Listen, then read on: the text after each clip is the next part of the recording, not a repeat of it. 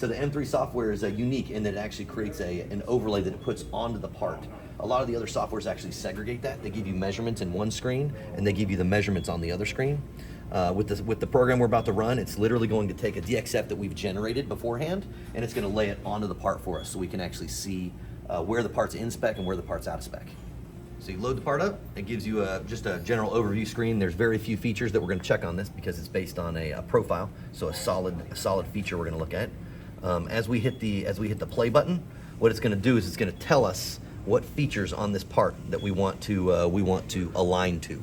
So it's actually, this is how it's going to tell it. All right, so you see it's highlighting right here.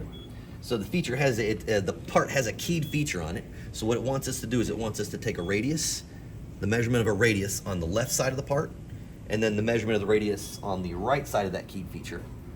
And what it's going to do is it's going to use those to align it and place the overlay onto the part. So we're gonna find that radius. We're gonna focus in on it so you can see a good clean edge. The vision system does work on contrast, so you do have to have a good dark versus light visual so that it picks up the edges cleanly. You're gonna click on it. You see it's gonna take points along the radius. You can actually move the camera around. It's gonna pick that feature and it's gonna tell you the next one. So we're gonna move the camera over to the next feature. And again, it's the radius on the right side of the keyed feature this time. There we go.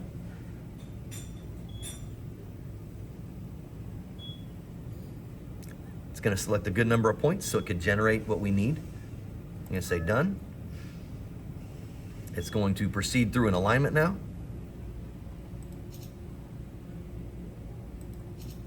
There we go.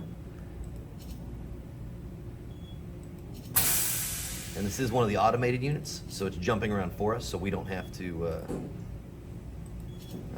steer it.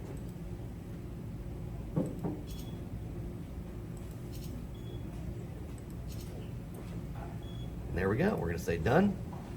It's going to then turn on the overlay. It's going to place it on the part so you can actually see we have bands on there. And the way that we set it up, you'll notice there's going to be, here we go.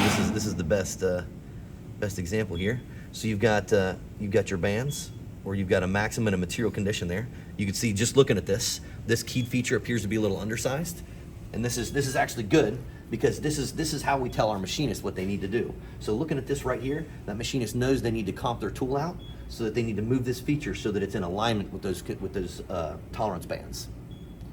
So seeing this, even though it's not a good part, this is awesome because it's telling us what the machinist needs to do to make it a good part very quickly. So I mean, with as fast as we just align this, you can look across it and see everything you need to make sure everything is where it needs to be. And since the feature does appear to be undersized all around, all they need to do is they go back to the from this, they go back to the machine. They know the tool for this specific feature comps out. They could give it a number from it based on adjustments, where you can actually unpin your overlay and you can move your overlay in. And you'll notice it's 0, so as we move it in, that'll tell the machinist how much they need to comp that tool to get that feature to be where it needs to be.